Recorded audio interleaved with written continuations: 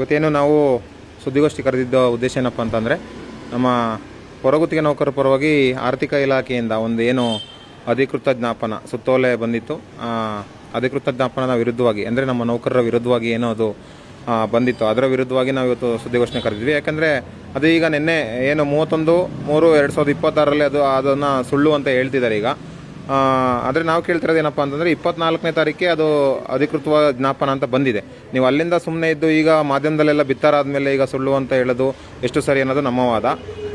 ಆಯಿತು, ಸತ್ಯತೆಗಳನ್ನ ಮುಂದಿನ ದಿನಗಳಲ್ಲಿ ಏನೀಗ ಪ್ರಕರಣ ದಾಖಲಾಗಿದೆ ಅದನ್ನು ನೋಡೋಣ. ಬಟ್ ನಮ್ಮ ಹೊರಗುತ್ತಿಗೆ ನೌಕರರ ಪರವಾಗಿ ಸರ್ಕಾರ ದಿನಕ್ಕೊಂದು ಹೇಳಿಕೆ ನೀಡ್ತಿದ್ದು, ಆ ದ್ವಂದ್ವ ನಿಲುವಿನ ಬದಲಾಗಿ ಒಂದು ಸ್ಪಷ್ಟ ನಿಲುವನ್ನು ವ್ಯಕ್ತಪಡಿಸಬೇಕು.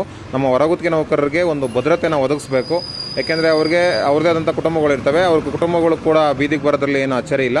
ಹಂಗಾಗಿ ಮುಂದಿನ ದಿನಗಳಲ್ಲಿ ಸರ್ಕಾರ ಇದ್ರ ಬಗ್ಗೆ ಕ್ರಮ ವಹಿಸಲಿಲ್ಲ ಅಂತ ಅಂದರೆ ನಾವು ಉಗ್ರ ರೀತಿಯಲ್ಲಿ ಹೋರಾಟವನ್ನು ಹಮ್ಮಿಕೊತೀವಿ ಅಂತ ಈ ಮೂಲಕ ಸರ್ಕಾರಕ್ಕೆ ಎಚ್ಚರಿಕೆಯನ್ನು ಕೊಡ್ತಾ ಇದ್ದೀವಿ. ಮತ್ತು ಏನು ಈಗ ಸಂಧಾನ ಸಭೆನ ಕರೆದಿದ್ದಾರೆ 6ನೇ ತಾರೀಕು. ಯಾಕೆಂದರೆ ನಮ್ಮ ಮುಷ್ಕರ 23ಕ್ಕೆ ಮಾಡ್ತೀವಿ ಅಂತ ಈಗಾಗಲೇ ಹೇಳಿದ್ವಿ. ಆದರೆ ಅದಕ್ಕೆ ಈಗ ಸಂಧಾನ ಸಭೆನ ಕರೆದಿದ್ದಾರೆ 6ನೇ ತಾರೀಕು. ಅದರ ನಂತರ ನಾವು ರಾಜ್ಯದ ಎಲ್ಲ ಜಿಲ್ಲೆಯ ಪ್ರಮುಖರುಗಳು ಕೂತು ನಿರ್ಧಾರ ಮಾಡಿ ಮುಂದಿನ ದಿನಗಳಲ್ಲಿ ಸರ್ಕಾರಕ್ಕೆ ಎಚ್ಚರಿಕೆನ ಈ ಮೂಲಕ ಕೊಡ್ತಾ ಇದ್ದೀವಿ, ಹೋರಾಟ ಮಾಡ್ತೀವಿ ಅಂತ.